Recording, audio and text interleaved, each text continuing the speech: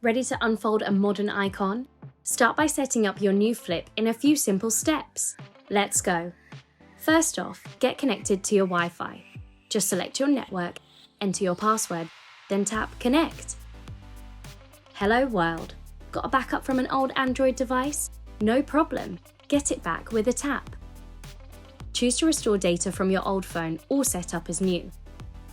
Next, let's add your Google account. Sign in with your details to access the Play Store and Google Apps. Now let's set up your security with a fingerprint scan, face recognition, PIN, pattern, or password. Onto your Samsung account, register or sign in, then read and agree to the terms and conditions. Then select your preferred Google services, and done. If you restored from another device, enter your 2-step verification code. And that's it, you're all set. Start flexing your new Galaxy Z Flip 3 and turn heads wherever you go.